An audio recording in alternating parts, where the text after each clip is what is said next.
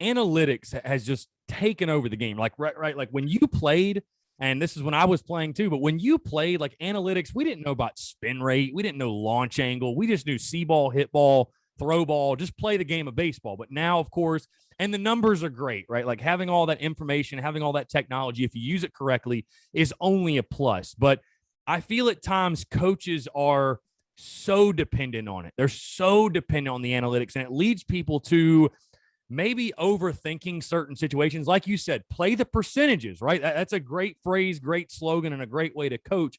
But do you feel like, how do you feel about analytics overall and in your coaching style? Are you a guy that likes the analytics a lot? Because I think you would probably agree there's got to be a balance. Like there has to be somewhat of, okay, you take into account what the numbers say, but there has to also be some baseball instinct there, right? Like the stuff Ray Tanner did was not because of analytics. That was a man that just knew the game of baseball. I mean, you talk to yourself, you talk to a lot of his former players. He just knew it was going to happen. He knew situations, he knew his players, he knew how things were going to play out, and he put them in the best possible position to succeed. And most of the time it worked out. But for you as a coach, and just you, Adrian, as a baseball man and a baseball fan, your overall thoughts on the way analytics have shifted the game of baseball? Do you like them, dislike them, and how do you use them as a coach?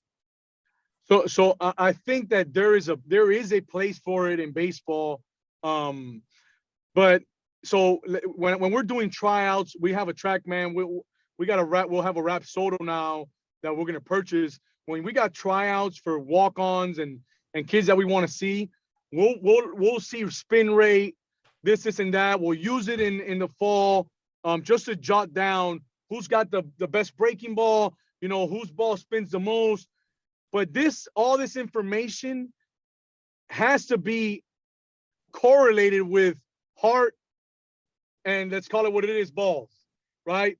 And toughness, right? So when I'm going to the bullpen, yeah, the guy that I'm going to face, that I need a guy that has a really good slider, right? So I'll look at my numbers and I'll say, okay, so-and-so has got a good slider, but so-and-so doesn't pitch well with guys on base, right? He's not tough enough. Who's the second guy? That guy's got a pretty good slider too. Not as good as the number one guy, but this guy's tougher, right? So, yeah, the numbers can help you make decisions, but it can't just be about the numbers, right? If not, you really have no feel. You turn into a robot. You still got to trust your instincts, but dude, it goes back to knowing your players and knowing who's going to give you the best chance to win. But we do use those numbers in order for that, to know who's got the best breaking ball, but it's got to be correlated with, can this guy get me an out? Because maybe he's not good with runners on. Maybe he's soft. He's got the best slider. Chances are he's going to choke it 3 times, 4 times, and put this guy on, right? So there is a place for it in baseball, but it can't just be about those numbers, because ultimately it's got to be about the heart. It's got to be about the toughness, the guts, and knowing who's going to make a pitch or who's the guy to pinch hit. As far as launch angle, dude, I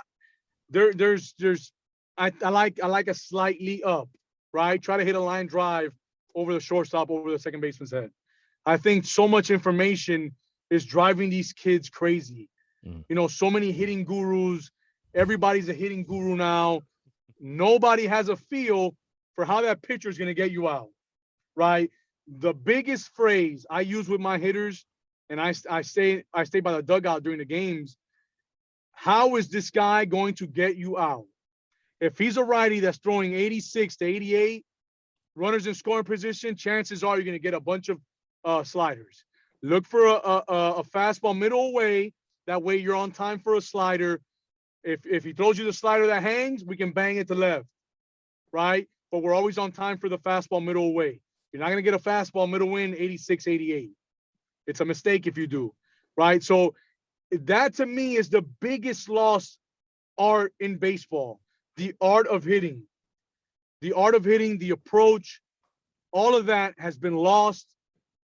The figuring it out yourself, right? And now you get a kid that he's struggling. Oh, coach, what's going on with my mechanics?